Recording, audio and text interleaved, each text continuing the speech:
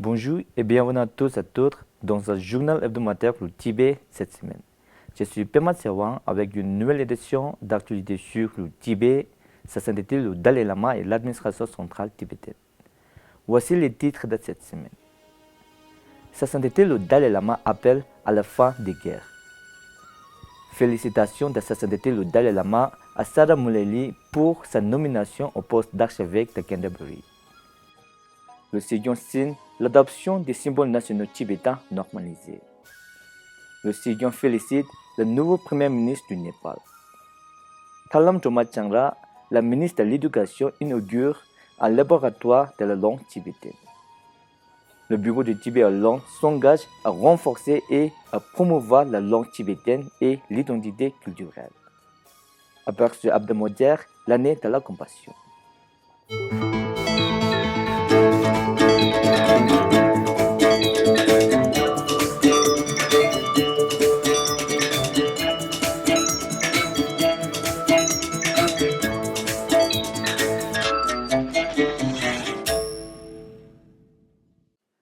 Sa sainteté le Dalai Lama a appelé à la fin des guerres.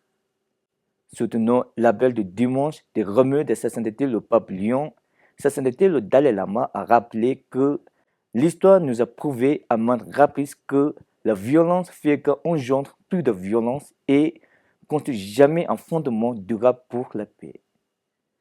Sa sainteté a réaffirmé que l'amour, la compassion, la tolérance et l'autodiscipline sont l'essence même de toutes les grandes religions et a prié pour que la violence et le conflit prennent fin. Sa sainteté le Dalai Lama a écrit à la très révérende Sarah Muleli à l'occasion de sa nomination au poste d'archevêque de Canterbury pour lui adresser ses sincères félicitations. Sa sainteté a écrit que nous vivons une époque où les valeurs humaines fondamentales sont mises en épreuve et où les chefs religieux ont la responsabilité particulière de les réaffirmer. Sa sainteté le Dalai Lama a également souligné que la nomination de la première femme au poste d'archevêque de Canterbury est une lueur d'espoir pour les femmes occupant des postes de direction.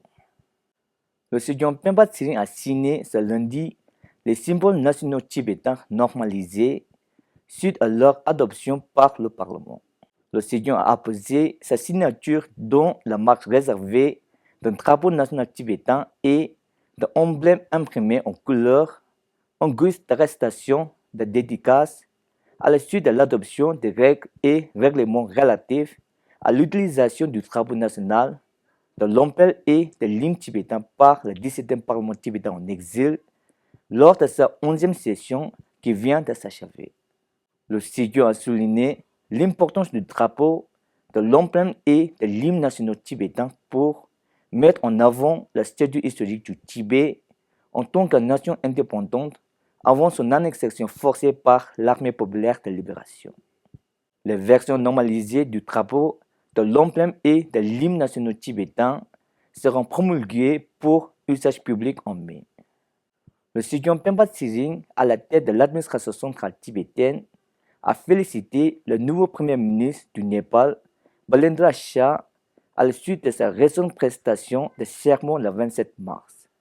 Le Sejong Pemba Tsering a salué son exploit historique en tant que plus jeune Premier ministre, soulignant qu'il incarnait un symbole fort des aspirations de la jeune génération népalaise. Il a également mis en avant les liens historiques et spirituels qui unissent début des générations le Népal et le Tibet, liens qui ont été encore renforcés par la présence des réfugiés tibétains au Népal. Le Sejong a également exprimé sa sincère gratitude au gouvernement et au peuple népalais. La ministre Thalam Chomachandra du département de l'éducation de l'administration centrale tibétaine a inauguré le laboratoire de langue tibétaine à l'école Muwe Tsugla Pyeodon de Dharamsala. Dans son occasion, la ministre a souligné qu'une approche unie et solidaire est essentielle au bon fonctionnement de tout établissement d'enseignement et que les Tibétains en exil doivent assumer la responsabilité de préserver et de promouvoir la langue, la culture et l'identité tibétaine. Le laboratoire de langue tibétaine rendu possible grâce à une subvention de la Fondation de la communauté tibétaine de l'Utah, a été facilité par l'ancien parlementaire Pema Cherditsan. Le comité des parents de l'école de langue et de culture tibétaine de Londres, sous la direction de Thierry Yanki, représentant du bureau du Tibet à Londres, a lancé une initiative hebdomadaire de récompense entre les classes afin d'encourager les élèves à parler activement le tibétain à l'école. Ce programme reflète l'engagement à préserver et à renforcer la langue tibétaine et l'identité culturelle pour les générations futures en consolidant les efforts individuels à la maison, à l'école et au sein de la communauté tibétaine dans son ensemble.